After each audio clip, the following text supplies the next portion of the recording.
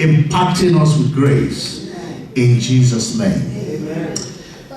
I'm teaching on understanding our position in Christ. And this is the truth of God's word that everybody needs to get. Because if you don't know who you are, then you will never know what you have. If you know who you are, it becomes easier to know what you have. And last week I started this teaching, and I talked on the mystery of our dual citizenship. How that we have dual citizenship.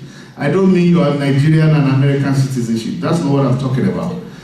Dual citizenship, that you are a citizen of the earth, one, right? And then you are a citizen of heaven. Amen. You get the point? You have dual citizenship. The CDs are there, take them, they're free, and you listen. We have dual citizenship. And we talked about that. I'll just refresh our minds with some of the things we talked about last week. Amen? And how that Jesus himself said to us, you are not of this world. You are what? We're not of this world. And we need to get it. When you are talking with your friend, when you are talking with maybe perhaps even a family member, when you are talking with someone and they are relating what is going on in this world, and you see yourself affected by it, you have lost your identity. We are in this world, but we are not of this world. Amen? We talked about that last week. And just like him, he is from heaven. And you also, you are from where? Can I hear you say, I am from heaven? Though we are in this world, what makes us special? Well, the fact that Jesus sanctified us. We read all that last week.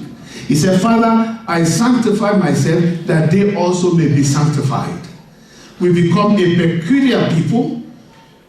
We become unique. We become one with God, sharing his authority with him. That's who we are. And we are here on earth to manifest his power through that relationship on the earth. We also saw last week that it was God, that was God's original plan for man, to share authority with him on the earth. You remember we read from Genesis 1:26.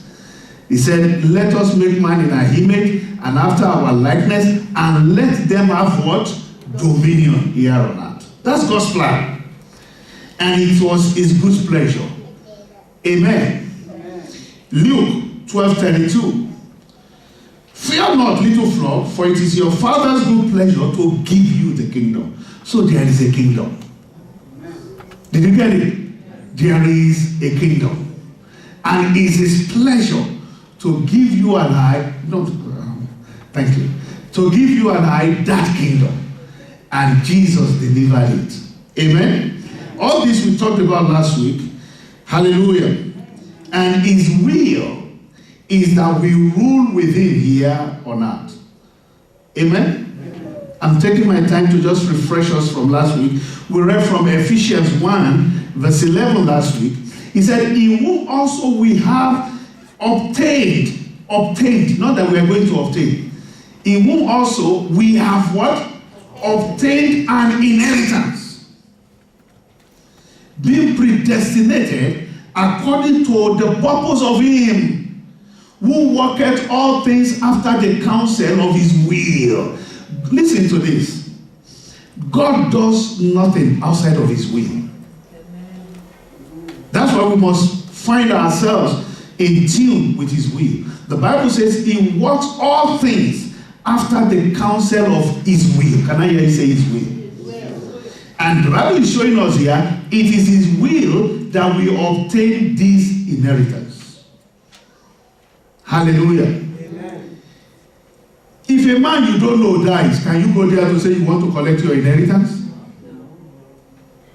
You have to, apart from people winning things to others, primarily it is relatives that inherit, right? And when the Bible says we have obtained an inheritance, it means we have become his relatives. And that's who we are in Christ. Amen? Glory to God. Can I hear you say, I have obtained an inheritance? Well, last week also we saw a few men in the Old Testament who walked with God and manifested his authority. But one interesting thing we saw about all of them was the fact that they did not really know who they were. You remember we talked about, who can tell me 2 names that we mentioned last week? 2 names. Yes? Anna. Maybe that's not much. I think maybe that should be last year. We talked about Gideon and Jeremiah. And the third was Mary. You remember the angel came to Gideon and said, "Thou mighty man of valor." Gideon said, "Excuse me, you don't know who you are talking to." You remember now? That which kind of mighty man of valor? Look at all the things happening to us. How can you say I'm a mighty man of valor? Then we talk of Jeremiah. God said, "Jeremiah, go and speak." Don't do that. I'm a child. And God said, "Say not that you are a child. That before your father knew your mother, I knew you." Can you imagine? I not only knew you, I have ordained you a prophet. So when you see yourself, who do you see? When you look into the mirror, who do you see? You see someone downtrodden, under, or someone elevated and enthroned. I'm going to show you something today that I want to use to encourage you, because many a times what we do in this life is that we judge principally by what we see and hear of this world. Yet, Jesus already said to us, we are not of this world. But we use this world to judge. Are you following me? We are not of this world, but we use, okay, look at him, and he says he's a Christian. Why should something bad happen to him? You've heard that how many times? Okay, if you say God is with him, why did that one happen? But look at it. Jeremiah, a man ordained by God before even he entered womb, set over nations. He said, "I have set you this day above nations and kingdoms." Yet they imprisoned him many times. They beat him up many times. Why? Because I want to read the scripture. I don't want to talk too much. You will get it here. Come with me to what the Bible talks about in Isaiah 11. Watch this. When the Bible was introducing Jesus to us in prophecy, from Isaiah 11, from verse 3, the Bible makes some things very clear, and that understanding I want you to have today. He said in Isaiah 11, from verse 3, "And shall make him of a quick understanding in the fear of the Lord." He said, "He shall not judge after the sight of his eyes, neither reprove after the hearing of his ears." What does that mean? He's not going to judge by what he sees or hears in this world. No matter what is happening to you now, no matter how bad and woeful is it, still does not negate the fact that God is in you. Are you getting the picture now? Man, okay, he said he's a man of God. If he's a man of God, why should that one happen? Oh, he said he's a Christian. Why should that one happen? Those are hardly phenomena. That does not affect the truth of God's word. You don't judge. Watch that.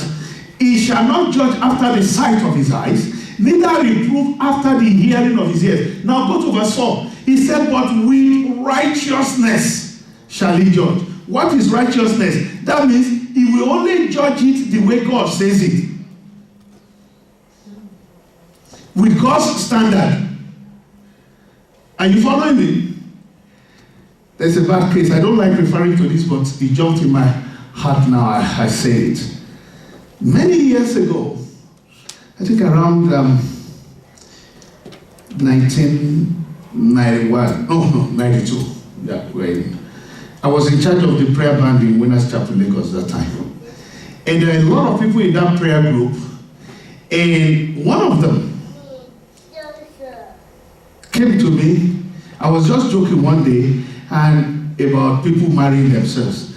He said, Pastor, you didn't know. I proposed to this girl and she didn't agree. Oh, okay, no problem. So I talked to this girl. I said, you mean so and so proposed to you, you didn't agree? And she made a statement. And from that statement, I know she's going to be in serious trouble. She said, God knows I deserve better than that. You are talking of a child of God like that because he doesn't have money or what? The person even talking is an architect. But you know, you never in your life look down on any child of God, no matter what. Because he's more than what you think you are saying. Amen. Amen. I don't want to go for, but what happened to her from there, the person she married, it was terrible. Wow. It was terrible. I'm not aware they have a child till today. She's a bad case, but I knew in my heart of heart that time, oh my God, he never stand up here. Don't touch my stage. Okay, you are a child of God. Go one level. If you judge this man, his bald head, let me look of everything they can complain about. His stomach is not even big. He's not eating well like me, you know. You judge him in this world to condemn him or belittle him, or because he doesn't have the kind of money you think you have, you are making a very, very big mistake. And you are positioning yourself, thank you, for God to fight you. Amen. Because he is more than who you think you are looking at. Are you following me? He's a child of God. God, the creator of heaven and earth, is in him. He holds everything that God has. You see, you have to, look at that word again. He will not judge by the hearing of his ears, nor by what he sees in this world. He judges according to God's standard. And there's something the Holy Ghost showed me today, and I'm going to get there very shortly. So when you are assessing yourself also, don't look at your bank balance. Don't look at whatever you consider the travails of your life. You are more than that. Amen. Amen. Amen? You are more than that. I say it again. He shall not judge after the sight of his eyes, neither reprove after the hearing of his ears. You know, that was the problem all the friends of Job had, if you know the story of Job. They didn't know the background story. All they did was condemning Job. You must have done something bad. If not, why should all this happen to you? That's what they were telling you. They didn't know the story. They were judging by what they see and what they hear. For them to be recovered, God has to tell Job to pray for them. Please understand me. Never you look down on any child of God. And don't let anyone look down on you too. Amen? Amen. Glory to God. Amen. I say glory to God. Amen. Finally, last week also, I admonished that we are not to assess, just like I'm saying, ourselves by the circumstances of our lives. Are you following me? Maybe you sit down one day and you recount for how long, what is all this happening to me? God, are you truly there? Are you really real? Even if you die today, God will still be God. And if you see $1 billion today, it doesn't change God. So, you see, all those are circumstances of life that are susceptible to change. Only the word of God and what God says abides forever. You can change any situation. But watch very closely. Hallelujah. I say hallelujah.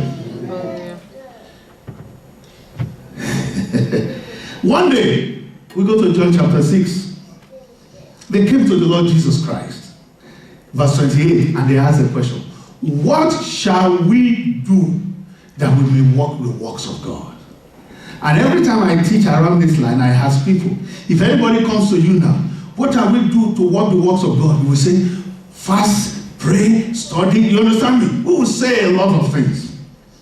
And I guess they were in that mindset.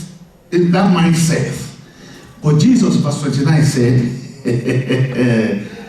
and people don't understand it. He said, this is the work of God, that you believe on him whom he has sent. Who can tell me, what do you think he's talking about there? Huh? Faith? Okay. I want to show you something the Holy Ghost showed me just this morning. He said, this is the work of God, that you believe on him whom he has sent. Who is he talking about? Then you are correct, but you are not altogether correct. That's what the Holy Ghost showed me. I've always preached that. But this morning, one light shone from heaven. Everybody come with me to John chapter 20, verse 21. Very quickly. You see, Jesus did not put his name in that verse, did he? He said, this is the work of God, that you do what? Believe on whom God has sent. We agree with that. And we all agree that Jesus was sent. I'm not disputing that. Good. So we believe in Jesus, okay? But everybody, please read that verse up there for me. Let me hear you.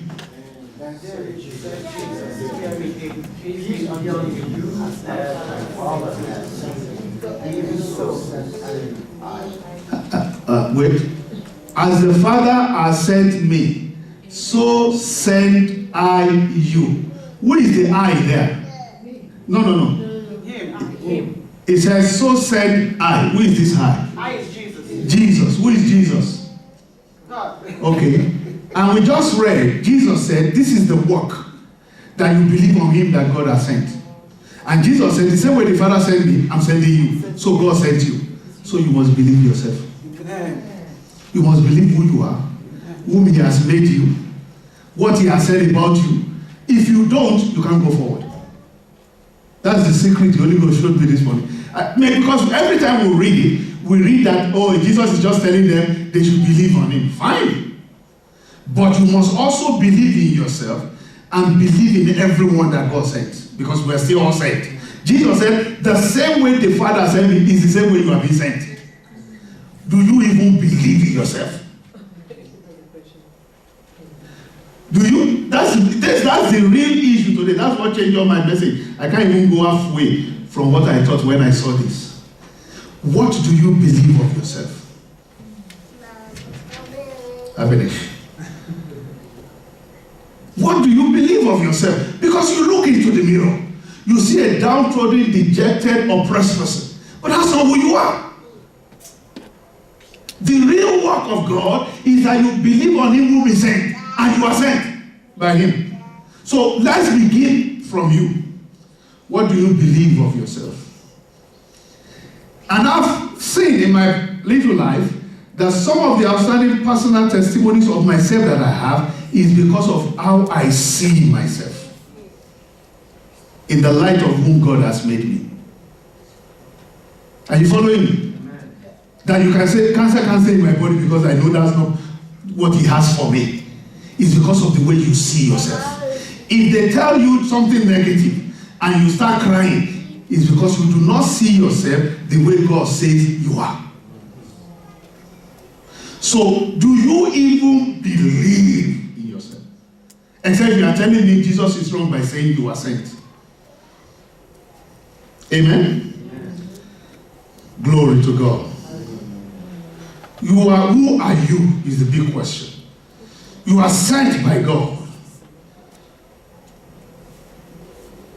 Then Jesus said unto them, peace be unto you. As my Father has sent me, even so send I you.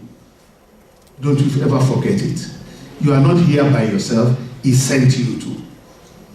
Amen? I said you are not here by yourself. He sent you to. Because that is the real work. Start believing in whom God says you are. You remember we said something close to that about Mary. When the angel told Mary, you remember last week?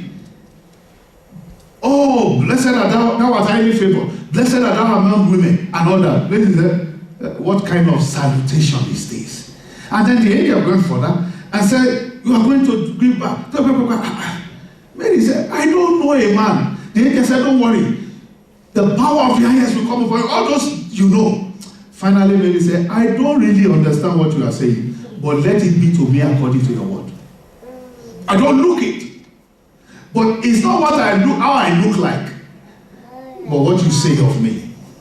And Luke 1:45 now tells us, blessed is she that believeth, for there shall be a performance of those things with the mouth of the Lord. So when you start believing what God has said about you, you start seeing them happen in your life. Blessed is she that believes. Glory to God. The Bible says the kingdom of God is within you. He said, stop running helter-skelter for answer. The kingdom of God is within you. We just read last week what I mentioned earlier. You have been sanctified by Christ. You have been ordained. Are you following me? To rule here by Christ. You may not look it. That's your problem. That's my problem. But that does not change what he has said about us. Are you following me? When they said you can't, relax. He said, I can do all things through him that strengthens me. Are you following me? You do the impossible by that. When they limit you, don't limit yourself.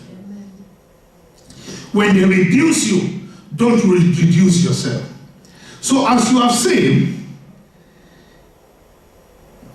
as he is, the Bible says, another thing I saw, as he is in this world, as he is, so are you. Now, this was written many years after resurrection. And the writer did not say, as he is, so you are going to be. He said, as he is, please come with me to 1 John chapter 4 from verse 15. There is a Harmattan in this town. That's what we call it in Nigeria, when your mouth just gets dry often. You don't know what a Harmattan is. You know winter and summer. There is more than that. Harmattan, where we come from, everything will be dry. Your tongue will almost glue together. Amen. 1 John, everybody look at 1 John. He said, whosoever shall confess that Jesus is the Son of God. Have you confessed that Jesus is the Son of God? I didn't hear you. I didn't hear you. Yes. Are you sure you are not guessing? Now watch. He said, whosoever shall confess that Jesus is the Son of God, God dwells in him. So who dwells in you? How can you say God dwells in you and you are like this? Is that possible? You see, that's how we judge. We find it difficult to believe it. Yet the Bible says, he shall not judge after the hearing of his ears, nor the seeing of his eyes in this world. He shall judge right according to what God says. So from today, what do? God is in me. Let anybody who wants to laugh. That's their problem. Are you following me? But God is in you. He said, God dwelleth in him, and not only that, he in God. And you can't be in God and be defeated. It's not possible. You just have to believe it. Now go to verse 16. And we have known and believed the love that God has for us, for God is love. And he that dwelleth in love, dwelleth in God, and God in him. Now watch, verse 17. Herein is our love made perfect, that we may have boldness in the day of judgment. Why? Because what? As he is, so are we in this world. We are the one in this world. Where is Jesus right now? Is heaven. Now, as he is in heaven right now, how is he? No, don't be religious. Just follow me. How is Jesus in heaven right now? How is he? Just keep saying everything you are saying. Is it a slave kind? No. Is he God's houseboy? How is he in heaven? Enthroned, glorified, full of light. But listen, I've told you in this church, don't fight anything I say. I'm not the one saying it. Did I write the book? No. I was not even there when they wrote it, so I'm just a messenger. Because some of this is when you read, you say, Pastor, be careful. Don't go there. But I'm not the one, and I don't have problem saying it. He said, so, because as he is, so are you in this world. So don't let anybody bring you down. No matter what you are going through, it changes nothing. The reason why those situations persist is because you can't see yourself for whom he has made you. When you start seeing it, like I read just now, Mary, blessed is she that believes, for there shall be a performance. You believe for it to perform. Amen. So don't let anything tamper with your faith. No matter how bad it looks, relax. Keep saying what he says about you. Glory to God. I said glory to God. Amen. I said glory to God. Amen. Say with me out loud here today. As Jesus is in heaven, Jesus is in heaven right now, enthroned and glorified, so am I also in this world. in this world. Anybody who want to laugh at you, let them laugh. They will say, see you enthroned and glorified. Amen. Say, I am seated with Christ I am seated with Christ in heavenly places, in heavenly places, far above all principalities and powers. all principalities and powers. You have to start saying that. You have to start saying that. You have to start believing that. Because the work, which is the reward, that's why my bishop will always say, faith is a work. Faith, sorry, in fact, he doesn't even say faith is a work. He said faith is hard work. To bring yourself to the point of believing, despite all contradictions. Despite all that you see. Despite the pains that you feel. But you still have to bring yourself to the point of believing. That is the work. That's why Jesus, when they said to Jesus, what shall we do to work the work of God? He said, you are wasting your time. The real work is believing. Amen. It's work. Are you following me? That is the hard work. That's why I said everybody pray that prayer of Ephesians 1:17, that the eyes of your understanding become enlightened to know. That's where the work is. Amen. How do you go for an interview and you said, none of the panelists is permitted to ask me any question because I'm bigger than them? That's how I went for interview. And they didn't ask me one question. You have to see it. You have to see yourself that way. The first time I went for American visa, it was in Nairobi. Actually, one day, we just bought a new 22-acre land. That's where the Winners Chapel is now, Wonderland. And every time I go there to pray and marshal everybody, we walk. It's not that we didn't have money to clear the ground. I always love church people walking God's walk. You understand me? We cleared the ground, we did defense. One day I was driving, as I entered Mombasa Road, that freeway in Nairobi, I would never forget, I can still see the spot. I heard behind me very clearly, go get your American visa. I slammed on the brakes and looked back. Nobody was with me in the car. I said, oh God, are you talking to me? So I parked. And I heard it again. And the stories I've had for people getting visa, you know what I'm talking about. So I filled the form, myself, my wife.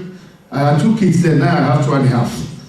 You know, the last one I call him out because between him and my daughter is 16 years. What was he waiting for? Well, we'll talk that one another day. So, watch. We fill all the forms. I don't even know what they want.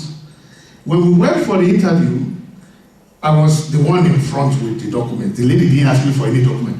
Ore was there. I heard could not even reach the something. So she was like this. And the girl began to joke with Ore, my daughter. And then she gave me some green cut cards like this. Say you can go. What are you talking about? I went to the security guys. I said, what's going on? He said, oh, they have given you visa. I said, it's not possible because she didn't ask me anything. The man said, okay, where are your passports? I said, they are with her. That's why I'm wondering. I mean, if you don't want me to go, give me my passports back. I said, see what they gave me. The man said, no. What they do is when they approve you, they give you this one, so you come back and pick. That's how I got it. They didn't ask me one question. They didn't ask me for any document of any kind. Because God said, go get it. Please understand what I'm saying. Don't let the affairs of this world limit you. You are more than that. The real work is that you believe. And it begins from believing in yourself, whom God has made you. Are you following me? Believing in whatever work you are doing. Remember, God made Daniel, Shadrach, Meshach, and Abednego 10 times better than their colleagues. 10 times. By his own wisdom. By his own wisdom. It's not your color. I remember when we were building the Faith Tabernacle in Kenala, because I was in charge of the project. One day, one of the former head of states in Nigeria, Gowon, he came to visit. And they were going around with the bishop. I was with them. And then all of a sudden he stopped. He said, my bishop, I can't see any white men. Because in his mind, it's only white men who can do such things in Nigeria. Are you following me? It is not the color of your skin. In fact, they will not, people will get to heaven, they will be so disappointed. Because I don't even think this your black color will enter heaven anyway.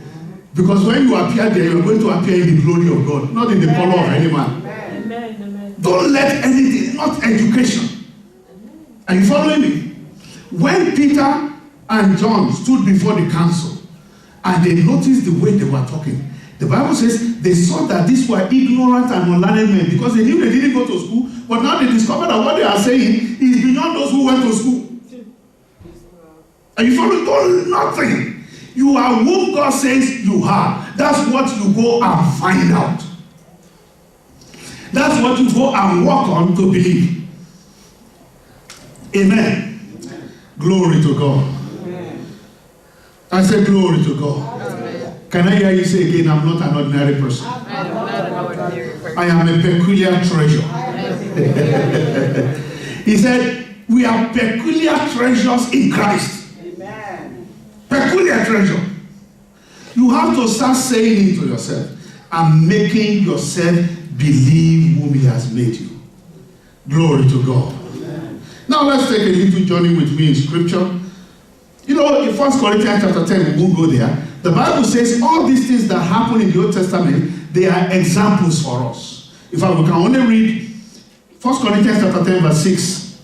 It says, now these things were our examples, to the intent that we should not lust after evil things, as they also lusted. So all that we read in the Old Testament, they are examples. And the big story of the Old Testament was the deliverance of Israel from Egypt, right? Just typifying our own to coming out of the world into his family. Amen? But here, one thing I want you to see. This is where I'm supposed to start today, but that's like the Holy Ghost gave me this morning, just change everything. That's why I don't rush anything. Are you following me? Where we stop today, we continue next Sunday. And that's good. That means we'll still be alive next Sunday because we have something to do. Amen? I told you, 1990, I was doing a project on Atlantic Ocean, and my boat capsized and I didn't know how to swim. And when you don't know how to swim in the ocean, you go down. The only thing that kept me alive is even inside the water, I said, God, I know your plan for my life. I've seen me 20 years from now, I know what I'm doing. So there is no way I can die now. Well, listen, it looks like joke, but that's the truth of God. When you know who you are and walk yourself to believe in it. I told you the story when I first went for Ethiopian visa. Sometimes it's good not to even know too many things. I've never gone anywhere in my life. When the first set of missionaries was to be released from Winners that time, we had a travel agent who was doing all those things. And every time he would come, he said, they give this one, they didn't give this one. So I told Olutayo, my friend, Bishop Olutayo, I said, listen, this man is not the one traveling. Everything they tell him there was his business. I said, give me my passport. I will go there by myself. So myself and I went. And my passport was very green. I've never gone anywhere before. And the man asked me a question. He said, where's your letter of invitation? I don't even know there's somebody supposed to invite you. I said, what do you mean by letter of invitation? Nobody is inviting me. I'm going there by myself. He said, so we can't give you visa. So I stood up. What do you mean you will not give me? God is sending me somewhere. You said, and I didn't know Ethiopian before. I've never been there. The man said, no, sorry, I said, no. What do you mean you will not give me? God is sending me there to go and help your people. You said you not. He said, sorry, please bring it. He stamped it. That's why when we arrived there, we never been there. We didn't know anybody. We just arrived, and Ethiopian cold. We are coming from Lagos. Ethiopia was, like, in fact, that night, 5th of February, 1995 was 0 degrees centigrade, not Fahrenheit. And I was coming from Lagos, 30-something degrees. And we wore Lagos dress because we didn't know where we were going.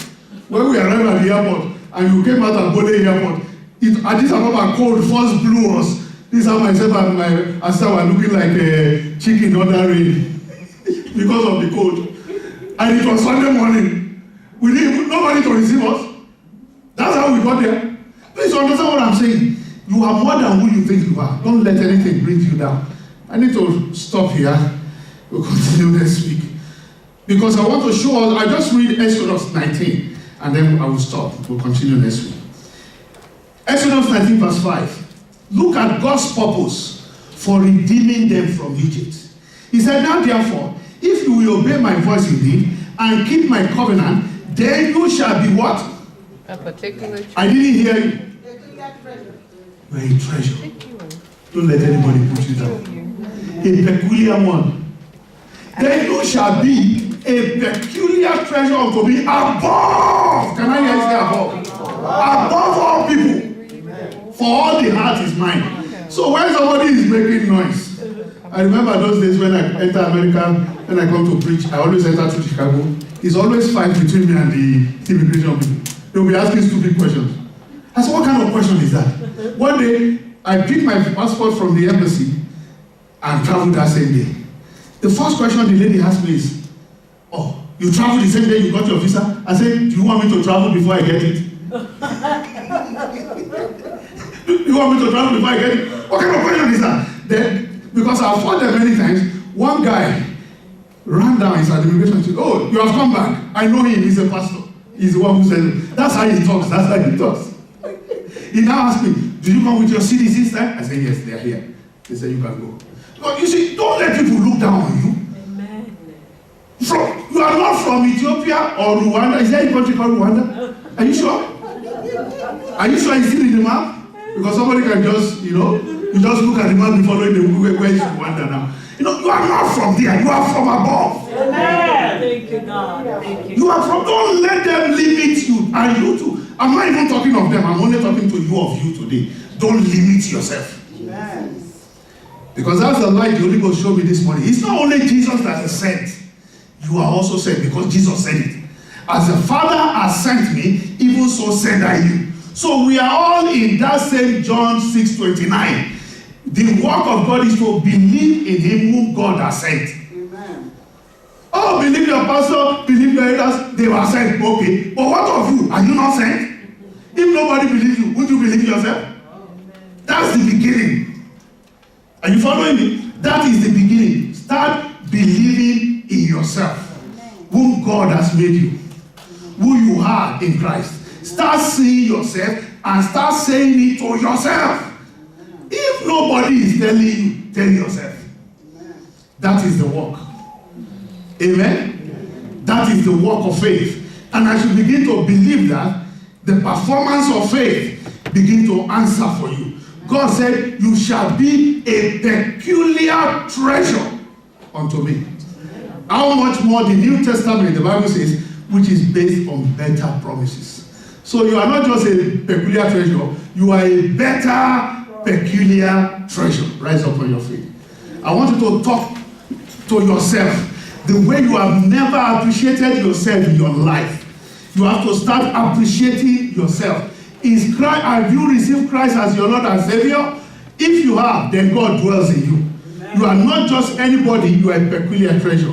Start talking to yourself. Just say what you see of yourself by the word of God.